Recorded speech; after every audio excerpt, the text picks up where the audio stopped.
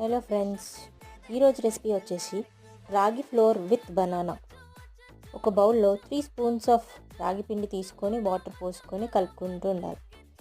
ఉండలు లేకుండా కలుపుకోవాలి. ఆ తర్వాత స్టవ్ పైన ఒక గిన్నె పెట్టుకొని ఒక హాఫ్ కప్ వాటర్ పోసుకోవాలి. అవి కాస్త హీట్ అవుతుండగా రాగి పిండి మిక్స్ని దాంట్లో వేసుకోవాలి. బాగా స్టిర్ చేస్తూ ఉండాలి, బాగా కలుపుతూ ఉండాలి, లేకపోతే ఉండలు కట్టేస్తుంది. రాగి పిండి పిల్లలకి చాలా మంచిది. That develop strong bones and teeth and constipation కూడా ఉండదు. It also regulates the blood and sugar level of babies. Coming to the recipe, బాగా కలుపుతూ ఉండాలి అది దగ్గరికి అయ్యేంత వరకు. అలాగే 5 to 6 minutes దాకా అలాగే కలుపుతూ ఉండాలి.